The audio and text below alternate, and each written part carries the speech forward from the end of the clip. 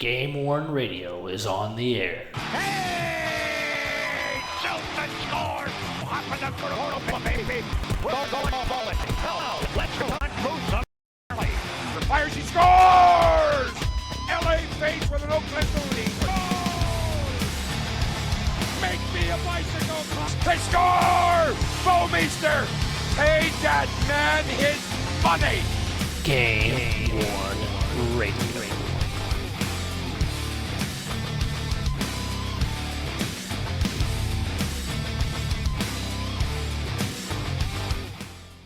Hey everybody, this is Derek with GameWorn Radio, part of GameWorn.us. Tonight we're going to be talking about photo matching again, just a continuation of what we were talking about 3 weeks ago. I'm joined with Dan Day and Eric Turnrose today. How you guys doing? What's up? Hey, how's it going? Doing good. There are a few things that I want to talk about as far as photo matching last time that we didn't quite get to because it was such a hot topic. So I'm going to share a couple of my experiences at least and why I think, or at least stress the importance of photo matching, even when it comes to jerseys direct from teams. So in my experience, I've got a couple different team stories here that I think are pretty good. One of them, as you guys know, I'm a big Luke Glendening collector. So last year I went to the Red Wing sale to get all the jerseys that I could of Luke. So I roll up in there, and there's four. There's 2 reds, 2 whites, because they actually released this playoff set last year, which was pretty cool. But they last year wore a Lidstrom retirement patch, and one of the things they did when they did these patches is they put them on for the game, took them off after that game, and reapplied them to the jerseys at the end of the year when they went to sell the jerseys, right? So I go in and I grabbed all 4 Glendening jerseys, and later when I'm checking them out at home, you notice that the one that has the Lidstrom patch doesn't have much wear on it whatsoever. And the other one, which would be considered the playoff jersey, has a bunch of wear. So I did my super sleuthing through photo matching and found a series of photos of the one without the patch photo match to it actually having the patch on it. So you can clearly see that that patch was applied to the wrong jersey. So had I gone in there looking for a specific jersey, you know, the regular season one with the Lidstrom patch, and I walked away with just that one instead of grabbing all of them, I would be pretty disappointed with that. So at least for me, I was lucky in the fact that I wanted to get all of them, but the photo match definitely shows that, you know, sometimes things happen where the team doesn't match up the right set information or reapplied patches to the correct jersey. Specifically in this case, it was pretty severe. So I think that's a pretty big reason why photo matching is extremely important in this hobby. And I understand that there's sometimes that you can't get a definitive photo match, such as a specialty jersey, Stadium Series, Winter Classic, and things like that. But when you can, I think you really need to, you know? Yeah, I think if you can get the photo match through an avenue that's cost effective, then you should try to do it. Just to clear up any, because there have been we've got so many stories of COAs or wrong taggings being wrong. It can throw you off, you know. If you like, you're a big Luke fan there, so you got the photo match to answer any questions, but in reality, would you really care? I mean, you're going to get his jersey probably no matter what. Oh, for sure. But to like we said before, photo matching also is part of the hobby that makes it worthwhile. It makes it exciting. You know, can you find something that matches to when the player actually wore it? A game or something that makes it, and which just adds to the jersey, just adds to the collection. And it's important for if somebody really wants to question you about it, you know. But there are some that are hard especially if you, like you said, the Stadium Series or Winter Classic or a one-night special thing they do for Lindstrom or some other player that retired, you know, when the player wears it for one period. I'm sure the Stanley Cup We won't see those because they're Tampa Bay and Chicago, but they probably wore. I'm willing to bet they wore a ton of jerseys for the Stanley Cups, for different periods. One period come off, I don't know how the jerseys are going to go. If you were able to get a jersey from Tampa Bay or Chicago from this year's Stanley Cup, photo matching it might be near impossible. You might get really lucky and have that one jersey that had that one mark on it or some Yeah, weird trailing thread, but it's not one of those things that I would expect you to be able to photo match. You just got to give it your best effort. yeah, and it makes it exciting. I mean, I just especially if you find it. Like I'm sure that you were when you found the photo match and when something didn't look right to you with your eyes, you said something doesn't look right here, and you went and found the photos. I'm sure the excitement level went up in your body and said, "Wow, I just proved the Red Wings just sewed something on."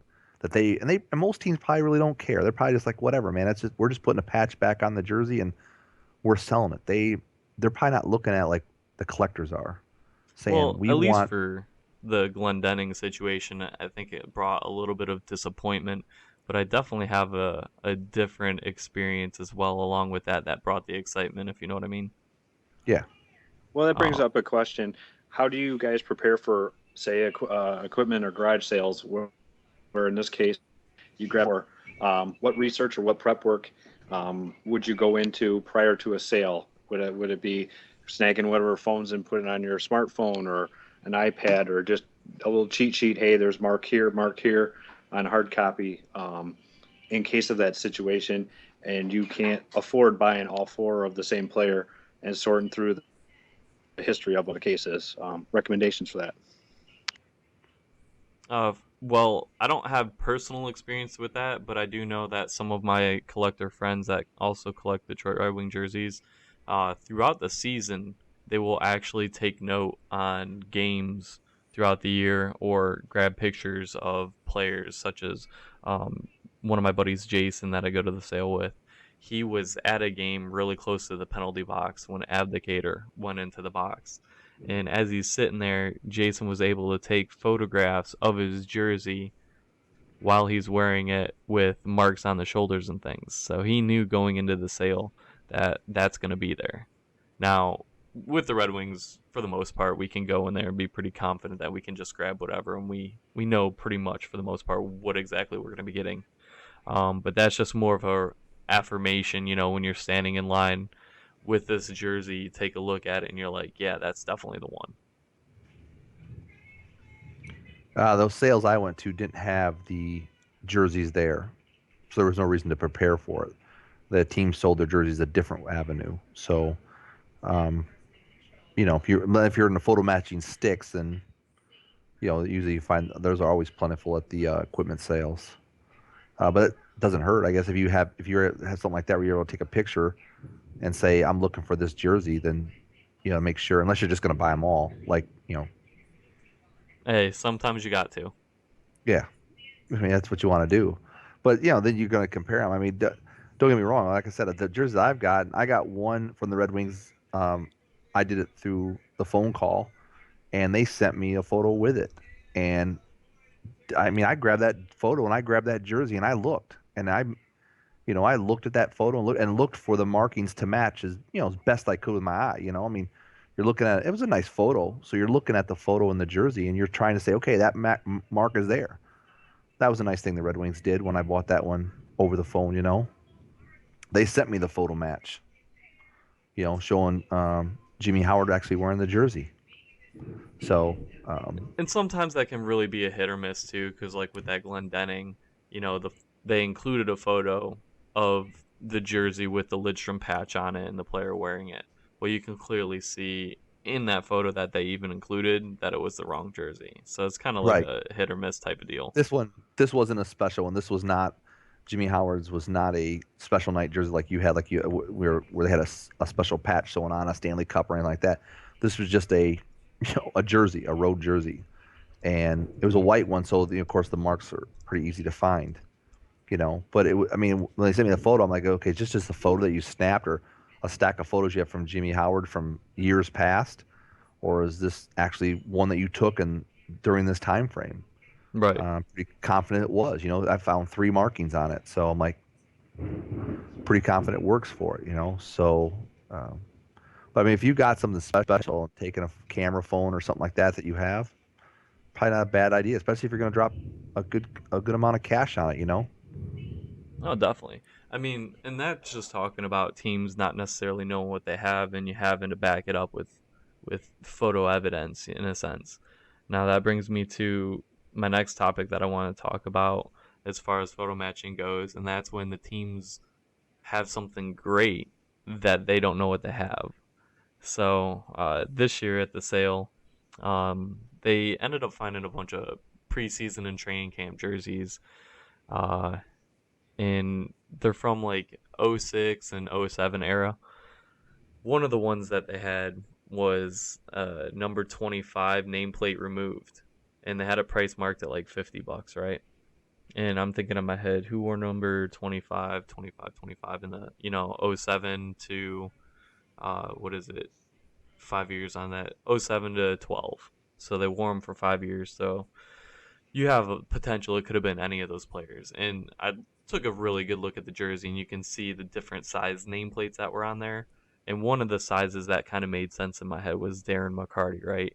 So I'm like, all right, $50, Darren McCarty could have wore this jersey. For $50, it's still a jersey. So even if it's not Darren McCarty, well worth it. It's $50. So my big gamble was grabbing that one. I get it home, take a look at the any sort of markings anywhere whatsoever on it. You take a look at the elbow, and there's a discernible tear hole in it, right?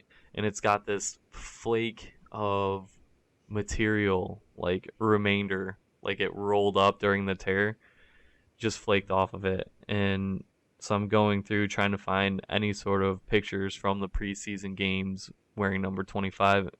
And you should have seen me as soon as I saw this Darren McCarty picture where he's about to fight a guy, and there's that tear hole on the elbow, and you can explicitly see that it's the exact same mark. There's no way that's anything different. And just the level of excitement, like I just hit a home run. I got a Darren McCarty nameplate removed, $50. The team had no idea who wore it. That's why they're selling it so cheap. Just phenomenal deal, right? And you take a look at some of the other preseason jerseys that they had. They had a Hasek there with nameplate. They were asking $1,000 on it, which is funny because there was a number 39 goalie cut training camp and preseason jersey, both with nameplate removed for $50 that I got as well. And additional research shows pictures that somebody took at the training camp events. We found these pictures out there on, was it Flickr, I think? Just taken by somebody that went to where they do those events.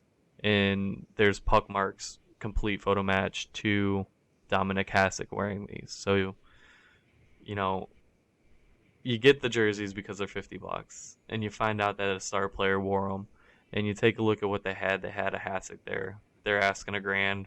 Or I could get this $50 nameplate removed jersey that ends up being a Hasek. So, I mean, sometimes photo matching can definitely work into your advantage when the team doesn't know what they have. And that was an awesome experience. Yeah, if the team doesn't know what they have, it works to your advantage. And you had a distinguish in the McCarty one that made it distinct. It wasn't just a puck mark or something like that. I mean, it was a hole in a certain that just doesn't come around. They just don't get holes in the elbows. That's just not normal, you know. And the Hasek one, if somebody took the pictures, if somebody was there and actually took the pictures, it worked out in your favor, And I think anybody can agree that, if you get a jersey for $50, take your chances, And if you didn't photo match it, you could sell it for $50. There's plenty of people out there that would love to have a authentic Red Wing jersey for $50. Well, for sure, you can't pass it up. Right. Now you were able to photo match it and you make it more valuable, whether it's your own personal collection or whether you want to trade it or sell it or whatever you want to do, because now you've got proof that Darren McCarty wore that jersey, Right, And and otherwise you wouldn't know because the team's selling it as is, no certificate, just here's a jersey that was worn by somebody we don't know who because we lost track or something, and right, it's $50. I mean, you take the gamble. You that's got to true. take the gamble. And hopefully, Yeah, when you take the gamble, I've- you're good enough at doing the super sleuth work where you can actually find out the lineage of the jersey itself. yeah, yeah. Those were good finds. Pretty lucky that I think you said you went back in there like you were done. You said, "Oh, let me go take one more spin through the store," and they just happened to bring them out. Yeah, I ended up picking up that McCarty on the second pass through. So it was sitting there for quite some time. I'm sure quite a few people looked at it, but I mean, if you're not willing to take that gamble and attempt to match it even after the fact, because I mean, it did take me a considerable amount of time to research it. I think I was searching for about 2 hours through all the different medium that we could have because preseason pictures are extremely hard to come by. So just the fact that I could find a preseason, let alone a match to it, was pretty exciting. Yeah, that is pretty. You know, that is pretty amazing how you found that. Oh, definitely. And I mean, anytime you're going to buy something, I recommend doing your own independent research on something too. I know this past week there was a big thing about gray flannel auctions, um, that they were selling a jersey that was actually an authentic, custom made by somebody specifically. And the big kicker was um, they had pictures up there, and the original owner actually had that jersey, had pictures up on the internet, and were trying to sell it to somebody. I think this was about a year ago. They're selling the jersey, and it ended up on Gray Flannels auctions as a game worn jersey. So the original uh, seller was selling it, as an authentic jersey. Here's something that I actually had made, and then ultimately through some series of acquisitions, they actually went to somebody who claimed it was a game worn jersey when it was clearly not. And one of the big kickers was the series of pictures that they actually used when he was originally selling that jersey uh, contain different sort of artifacts like anomalies during the creation of the jersey that you could clearly see in the gray flannel auctions. So they actually took pictures of their own. You were able to cross-reference both the pictures between the auctions and the supplier of who was originally selling that jersey, and uh, you could identify that it was a new or not a game worn jersey. It was an authentic. Hey Raifie, how's it going? Wow, that was a lot of buttons. Yeah, it can definitely be a lot of buttons. I think I'm here. Perfect. I actually have you in a secondary call, but we are live talking about photo matching jerseys. Cool. So tell me a little bit about your experience that you have photo matching. I know we've been talking about quite a bit, trying to get photos back and forth, trying to get you different things that you need. Um, Tell me a little bit about your wins and successes. Well, back way back when I started collecting, a lot of it was just pure hunting, and it started with things like media guides and hockey newses, and just magazines, periodicals, and stuff like that. Really, before any of the Getty or AP or any of the great stuff that we have now, and just trying to accumulate data from certain eras. And a lot of it was hit or miss. A lot of it was, there's definitely a lot of luck involved, I guess. Oh, definitely. Especially compared to today. Yeah, the older jerseys are definitely much harder to photo match for sure. Yeah, and they would, you'd find a lot of inconsistencies. They'd use photos for that weren't even remotely the right years and weren't even correct. So it took, I would always pride myself on my periodical collection. I mean, I have a lot of hockey books and I have a pretty good library of stuff and have been lucky and, I've really enjoyed doing it and helping other collectors and a lot of people, just hunt stuff down. And, you kind of look at stuff enough and it's amazing what you kind of remember the most idiotic stuff of players you're not even looking for and you find it. Oh, right, yeah. And what do you mainly collect, Raifie? Mainly at this point, probably for the last really 5-7 years has really been about Colorado stuff. So Avalanche, Rockies, Spurs, and a lot of Denver University and Colorado College and just overall Colorado stuff. I mean, I've collected a lot of stuff over the years, but that's really what my collection focuses on at this point. Perfect.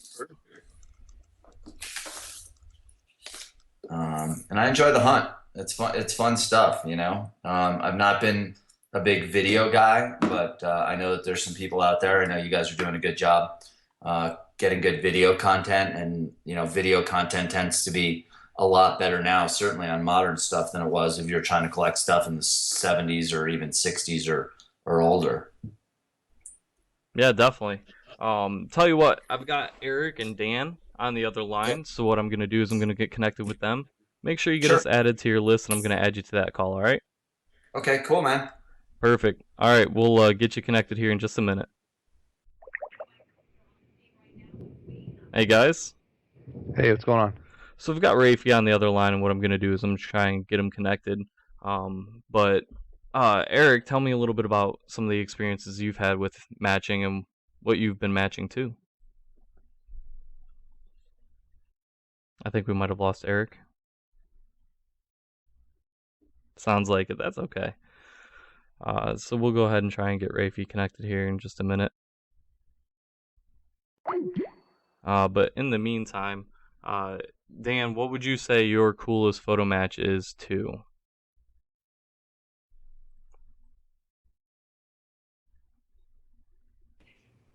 Hey guys. Hey, what's going on?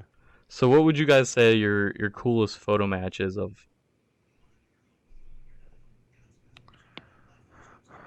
Let me think. Or possibly rarest.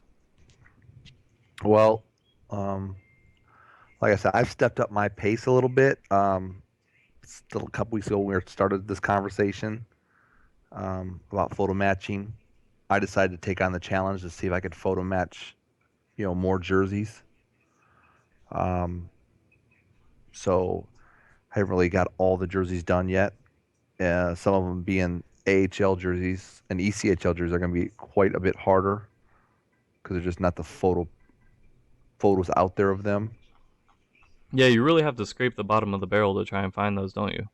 Yeah, but like I was pretty excited when the picture the Red Wings sent me of Jimmy Howard's was photo matched. I was pretty excited about that because that's my highest priced jersey I got in my closet. So that was pretty cool, But I got a couple other ones that if I can find the photos, that I'm going to be pretty excited about. It's just, again, the camera angle's got to be right. It's got to find the right date on it. Of course, if you're going off if the team sent you something, you're going off what they say it is, a set one of 2014. You're thinking, okay, October through December, January. Well, if it was actually last year's jersey that they recycled, you could be totally wrong, looking the wrong dates. So. Yeah, I mean, sometimes if you just have a good idea, you kind of have to do like a poke check, a spot check, if you will, and just hope that one of yours is going to be lucky enough to be from that era, especially if you don't have a pinpoint. Sometimes, you've got set 1, set 2 jerseys, and you're not sure the exact dates that they were worn, especially if they're not like a MyGrade jersey, because MyGrade does do date matching. Sometimes you get into the other teams and all the teams there are just saying, all right, this is set 1, set 2, but we don't really know the exact dates that they were worn. So it's kind of Yeah, just a gamble. some teams tell you. I think the Islanders will tell you. The Penguins, you can find out the date the Penguins wore it. Um, the Penguins do an interesting. They do a like a tracking thing. Like you get a chart of when the jersey was inspected for pregame and postgame. You know. Um, so though they could, you can narrow those down if the guy plays. If he's just a backup that night. You know. Right, right. So some teams are a little bit better than others, like you said. Depends what level you collect. Um, I mean, there's collectors out there that are big college collectors. You know, how would you find photos of college players? You know, that's probably another challenge in itself. You know, Yeah, um, Raifie I think Taken is pretty of experienced in that. I'm trying to get him connected uh, with the college stuff. I know there's quite a few collectors out there. I think one of the go-to for colleges, or at least some of the colleges, is Getty. I think a lot of them are actually using Getty. So there's a yeah, network of collectors that are actually helping each other out on that. yeah. Unfortunately for Getty, you better have a hookup because you just to buy a photo from Getty, you can't do it as a normal person. You know, Right, yeah, you they're bet they're definitely pretty sketch on that. The nice thing is that's lately expensive. they've been doing the high res previews, but then you got all the watermark and everything. Yeah, so you better if you got a hookup, you're pretty good. If you don't have a hookup, you're gonna have the watermark over them or whatnot. You know, so see it, see how that goes and everything. So I don't have any, I have probably a couple jerseys that I'll never be able to photo match. There's just because I have a stadium jersey that the person was the backup goalie that game, you know, and the Oh jersey that was yeah. made available to the public was the second period. So how do you photo match a second period jersey when the guy doesn't play? It's Well, you impossible. can't. Yeah. Unless So you get that one lucky and there, for some reason he has like some puck marks. yeah, Um, that he you got it know. that he got it during when they come out to warm back up or something. Maybe you get lucky, but I mean, I'll inspect the jersey again, but my first hand inspection, I didn't really see anything. Right. So you just have to chalk it up that one I'll never be able to photo match. And Um, sometimes you gotta just be okay with that, especially if you trust where you got it from. yeah, the like I said, the Penguins do a pretty good job with theirs. So pretty confident that they say that's what it is. That's what it is. And it was a it was a it was a stadium jersey when they played the Blackhawks. Oh, okay. It was pretty. They said they were the second period. That they were making the second period available. It's pretty well known they were making the second periods available to the public, to the fans. So to that one there, you just chalk up. You're not gonna be able to do it, and go on to something else. Maybe you'll come across a picture of him on the bench in this during the second period. Maybe, but who knows? Well, yeah, I That's mean, what sometimes happens. you can get lucky like that. So if he's sitting on the bench or like the camera angle pans over and shows him, you can definitely get lucky. It might be better to video match that jersey. Um, that might be one of those jerseys that you can, the game, go on YouTube or something like that and find the game or, work through the other collectors who have games where the camera pans across the bench and there he is sitting there during the second period, sitting there wearing the jersey.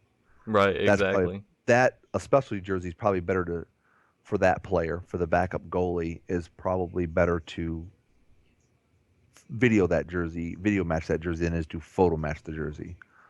Since the goalies, all the players pretty much skate, so you got a chance at least to find a player that he was on the ice for some time at least. You know, Oh yeah. time could vary, so uh, take it for what it's worth.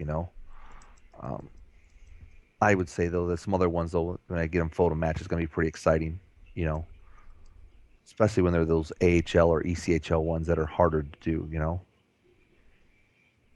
Definitely. I mean, that brings up a great point. One of my big things lately has been uh, video matching.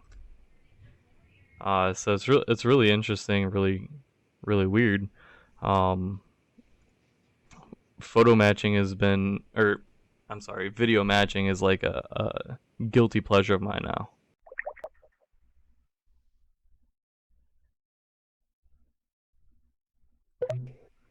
So I don't know if you have much experience with video matching. Um,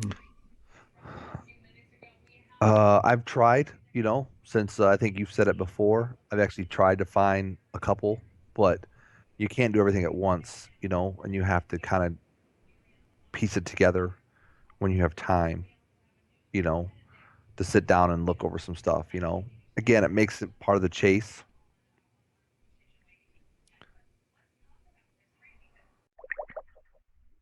yeah, I mean, video matching is definitely Adds into the hobby. yeah, I mean, video Um, matching is definitely a grind, you know? yeah, because you gotta find it. Like you gotta find that be able. You have the ability to slow the video down. You know, enough resolution to see it when you pause it. A lot of times when you pause a video, it kind of gets blurry. Oh yeah, Um, for sure. but again, what are you trying to what do you want to do with the jersey? It's just something that you want to that you did that you found, and you can say, yeah, I found it, or are you trying to maximize the value of that jersey? I don't know, You for know, me, I think it's like a secondary rush. So like the initial getting the jersey, that's a pretty big high. And you're right, kind of like, all right, yeah, that was pretty cool. Right? So you have it for a while and you're like, all right, this is kind of just uh wearing off. So then the next step to that is um doing the next thing, which would be photo matching. So if I can find some pictures of it, that's really cool. So here's yeah. that Now you're player taking a third wearing that step, jersey, and that's awesome. So if you do that, the next thing after photo matching is video matching. And I think that is the ultimate that you can get. Because if you can find a video of that player wearing that jersey, you got something special. I've got a yeah, Nyquist jersey from uh, 13, 14, and I went through all the stages. You get the jersey and like, oh my god, that's awesome. You get the photo match. So, he's got a hat trick on a specific game, so you're trying to narrow down all the pictures to that specific game, and finally, boom, there's the match to it, plain as day, awesome. So then I have it for a while, have it for a while. Next thing is video matching. So then I'm going through all the game film that I can find and anything like that. And I just kind of lucked out with this one because I'm at right after he scores the hat trick, right? He's skating around and the camera is showing him, showing him, showing him. And then you can see the mark on the back shoulder that I photo matched it to in the video as he's skating around. So I was able to splice the video while he's skating around, and then they put that graphic at the bottom like first career hat trick. Like as you can see the marks on the jersey. So like that just adds an epic high to the right. entire situation. So it kind of like creates the entire collector full circle uh experience. This is just completely awesome. A whole nother challenge, to do that. Whole nother Definitely. challenge to video match a jersey. Well, that and splicing it down to what you want because you don't want all the extra junk. You just want that specific period. Right. So I've been trying to help different people out with video matching stuff lately. I know one of my friends has a DeKaiser jersey, so we matched that, video matched it to uh, some threading on there and a mark to his first goal, which is pretty cool. So I even video matching or photo matching, even for that case, to Right. really cool milestones. Yeah, because at a whole nother level of it, adding to the jersey, adding to the collection of one's collection, whatever you want it for. No, I think we got Raifie connected. Yeah, Yeah, I think I'm here. awesome. Now you're a big college collector. Yeah. What do you think your challenges are with photo matching and college jerseys? Because we've been talking about ECHL and AHL. There's a lack of pictures that we can find at least, which makes it a little bit harder. And I know you've been having some success with your collegiate jerseys. Well, it's funny. You would think that you would be able to get to like people that work at the school paper relatively easily. I mean, there's probably not a lot of people asking school hockey photographers for their photos and offering to pay them for them. And, it's sometimes successful, sometimes not. I've been lucky with a couple of photographers. And the funny thing is that they won't sell photos. They have agreements, and one of them shoots for the ECHL as well. Kind of shoots everything in Colorado, and the photographer won't take money. So I've made donations to the ASPCA because they're a big dog person, and I'm a big dog person. So it's kind of funny how you kind of, and I always enjoy all that stuff, just like hunting around and with agreements that it won't be posted on the net or use like a low resolution if I post it. And but it definitely takes some work. Oh, okay. So you were actually going to the college's photographers, or at least people that were at that event taking pictures to acquire as well. Yeah, I mean, if they're not like a licensed Getty photographer, and you can find them if you Google a player or something, and all of a sudden a game comes up, or the Denver Post photographers seem to be a little bit harder to deal with, but there's some good independent photographers, and I collect DU and CC and Air Force, and it's nice to have. And I know the Michigan guys can appreciate that, and the Minnesota guys, that they all play each other. So you get home and road in a relatively short amount of time and close distances. So the photographers will shoot home and road. So it is easier to get them if you can just get to the source. There's, Melissa Wade is a photographer who's been shooting NCAA for a long time. And I don't know how she is allowed to sell. She has a license to sell college photography. She'll sell every university except North Dakota. That's the only one that won't license her. So it's kind of like an agreement that the different photographers have with the subjects that they're shooting.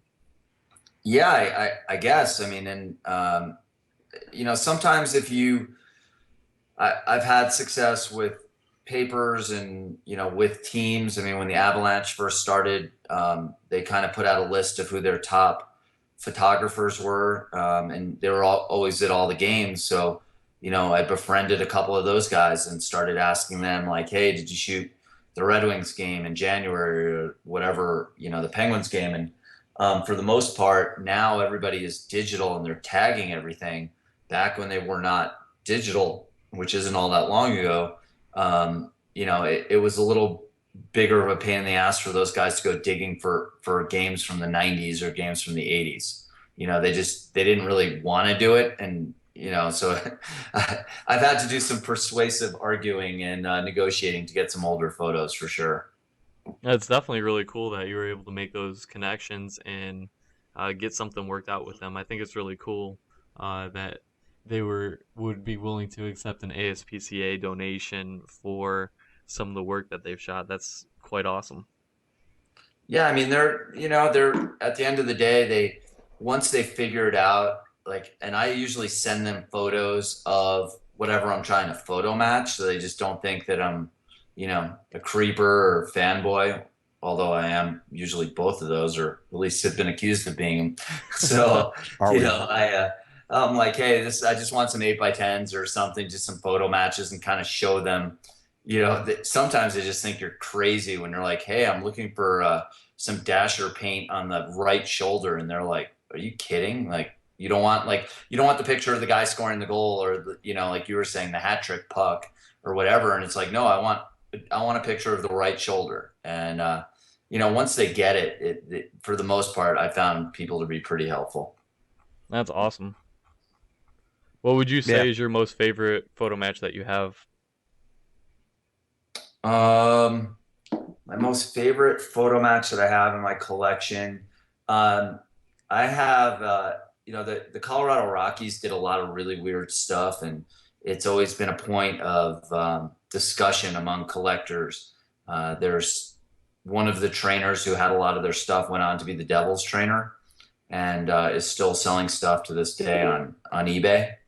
And they would take name bars on and off. There would be different name bars on, which a lot of people thought to be incorrect. And I have a Barry Beck jersey, Rockies jersey, and Barry Beck wore 2 different numbers. He wore both 5 and 6, and originally found a photo match in one of the Colorado Rockies media guides, and it was a picture taken in the preseason against Vancouver because they had no names on back, and that was the only time that the Rockies didn't have names on their jerseys after the first year.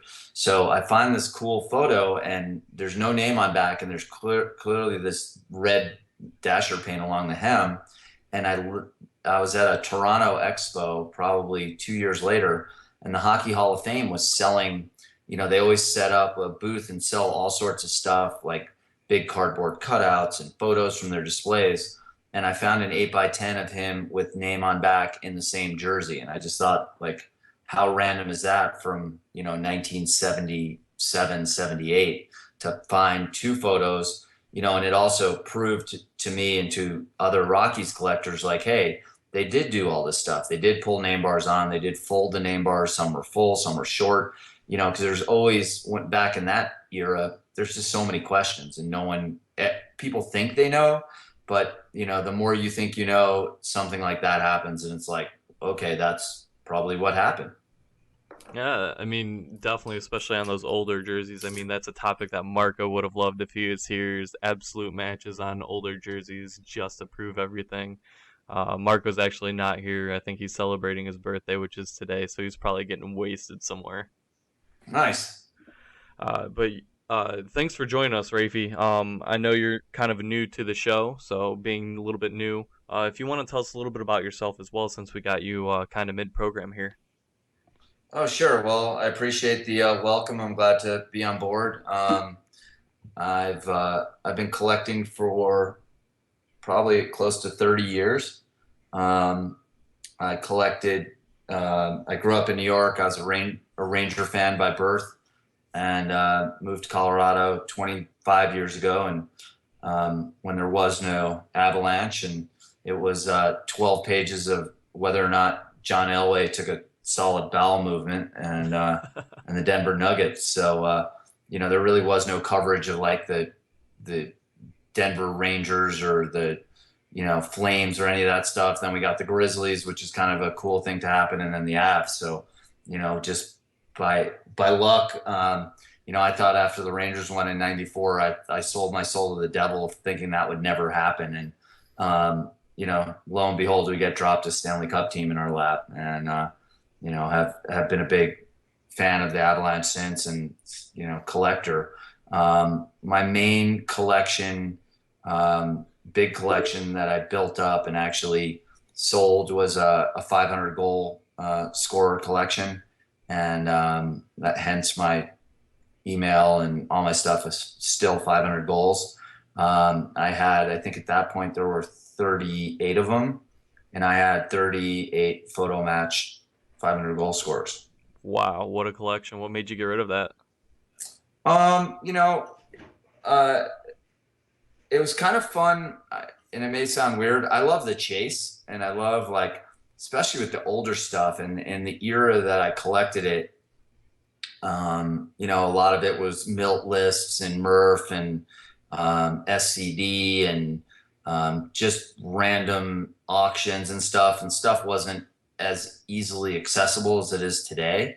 Stuff was also significantly less expensive, and it was a pretty tight-knit community of collectors back then. And, going to things like the National and hunting around the National, shirts would pop up. I mean, just some amazing things. And, you certainly had to work for it. I mean, I did some traveling to buy some stuff out of collections, and I just got them and had them. And, I'm just one of those guys that, like, over the years I've watched, I think I would say that I would call it a little bit of the ugly side of the collecting hobby, is when people get crazed about stuff and they get possessed by it, and they kind of lose sight of the stuff that it's just ours. It's just passing through our hands. We're lucky enough to have it and enjoy it, but we didn't score those goals. We didn't get those assists. We didn't have those achievements. And ultimately, I just felt, especially with the 500 goal scorer collection, that, a player like I had, a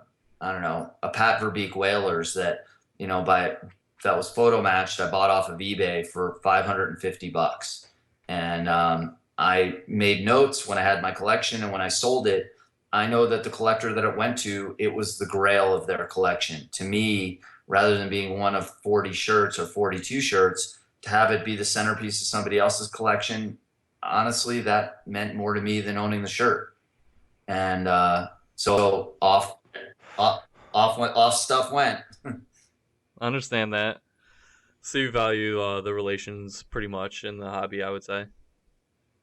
Yeah, I mean, it was, some of my closest friends now, 20 plus years later, are people I talk to regularly on the phone, or, Stu and Brad Tweeton. I don't know if you guys know him. He's a big LA Kings collector. And, my mantra at this point is it's not about the shirts. And although I still love it and I still have a passion for it, it's really about the friendships and the fun of, going to an expo and meeting you guys and hanging out, and realizing that there's a bunch of other crazy people out there on the planet is always fun.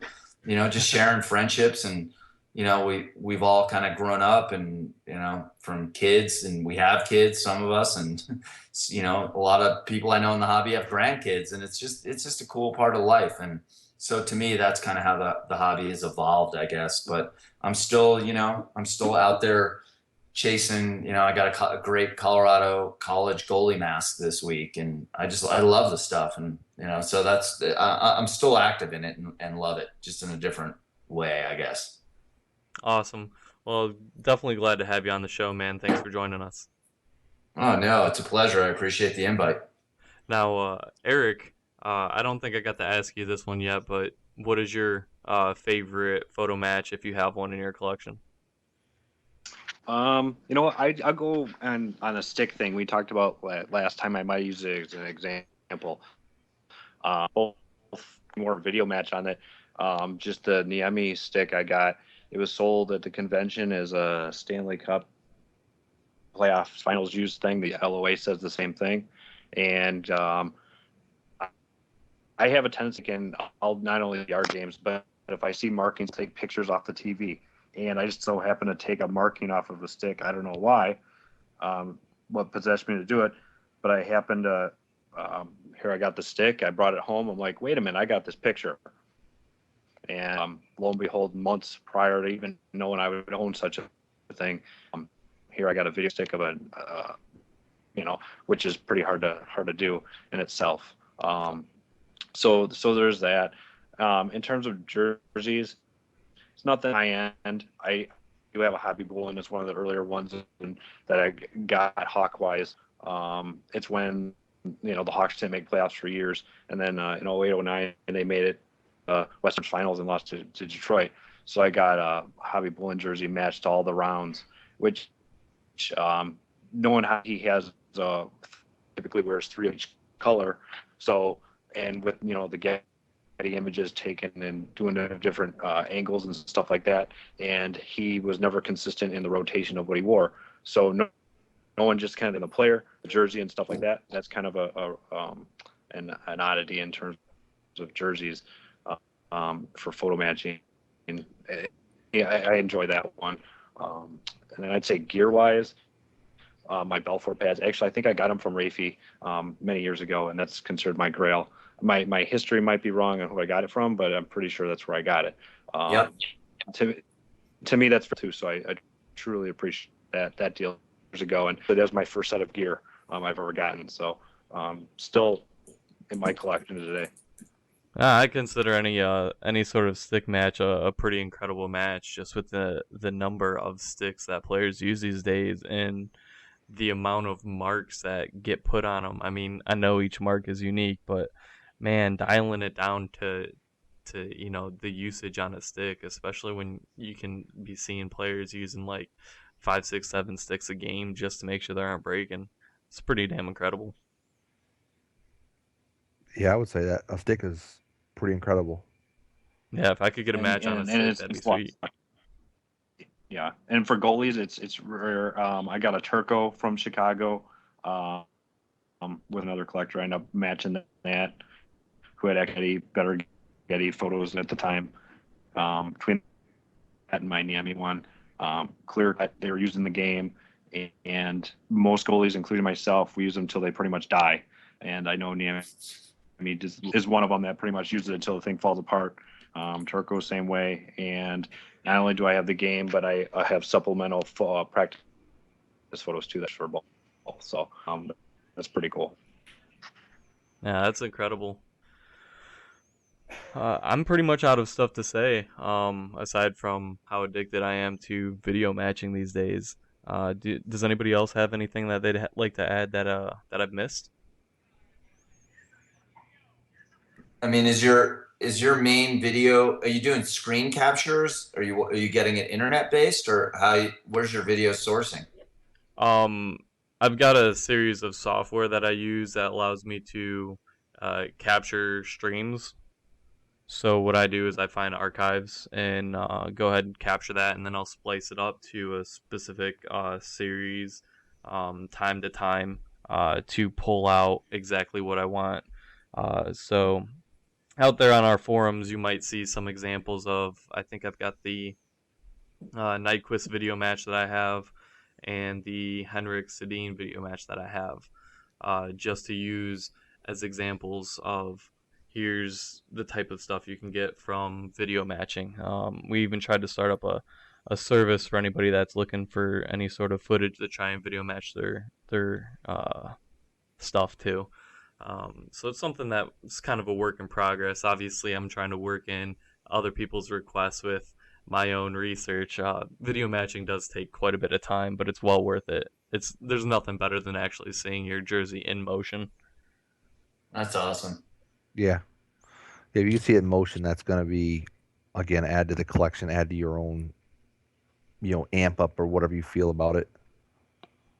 Yeah, it definitely just adds more to the piece, So if anybody out there listening is curious, you can go to on the forum. There's a photo video matching section. I do have a couple examples on there, so if anybody has any requests or anything, we can definitely try and help you out. We've got that service running. But yeah, man, video matching it's consuming me right now. Any spare time that I have, if I'm not poking around on the forums, it's scraping through video trying to find just a morsel of something to match to. Yeah. That's awesome. Just All right. another example of the hobby taking another turn and amping it up a little bit. It's the technology, man. As technology grows, you can just do more and more things. It's great. Well, yeah, like Raffy said though, the old photos were all, negatives or whatever. Now everything's digital. You could just all you do is find the right person to help you out. It's not hard for them to snap you, send you some, digital photographs. Just got to find the people and make the contacts. Well, I got to share one story that I know you guys will appreciate. So back right after Migrate opened, I'm connected with Barry really early on in like his first 2 months in business. And Barry, as you guys probably know, was a sports reporter back before he got into jerseys, and he was friends with a guy named Bruce Bennett. And Bruce Bennett is kind of, the New York-based hockey photographer. In all the Stan Fischler books and all the hockey books and all the press, everything have been his photos for close to 40 years. And Bruce Bennett had a studio in Long Island, a commercial studio where you could like go in and get, your family prints done and stuff. And he had photographers who worked for him, but in it, he had his full archives of 40 years of photos. And I flew from Colorado back when I had my 500 goal scorer collection and brought 25 jerseys. And I spent a full day in Bruce Bennett's studio photo matching. And for star players, he had all the star players were on slides, and all the slides were in chronological order, year to year. And the cool thing about Bruce was that he would shoot the Devils, the Islanders, the Rangers, sometimes the Flyers games, occasionally like a Sabres game, or he'd head up the East Coast.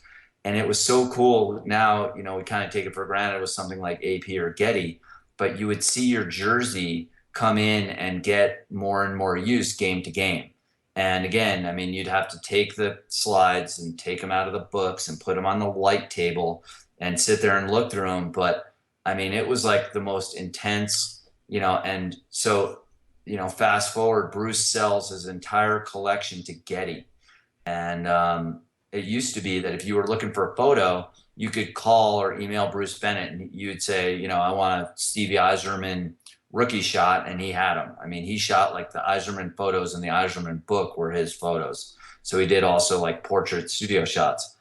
And when he sold to Getty, they collected all of his images, they uploaded some of them, and the rest of them was like Raiders of the Lost Ark. They went into boxes and they're like basically never to be seen again. And it's a travesty because there's so much, I mean, tens of thousands of great hockey photos that are just basically gone. Man, I figure out a way to get at this, huh? Oh, I mean, he shot All-Star games, Canada Cup, World Juniors. I mean, it was unbelievable. And like you go in there looking for something, and then you get all geeked out looking at like 16 other things, and you're like, okay, stay on task, circle back, And I mean, it was so cool, like getting to meet Bruce, and he's still out, he still shoots and stuff, but and his memory was like outstanding. Like you could ask him, Edmonton Oiler questions from the 80s when they were playing the Islanders, and he would tell you like the most crazy stories. And it was cool stuff, man. And it's really, really sad. Like if you go on now, you'll see even on Getty on the older 80s stuff that'll all say Bruce Bennett every shot single him. one. Yeah, I'm sure I've you've seen him. noticed. I don't know whether to be amazed or pissed that Getty got rid of all the pictures.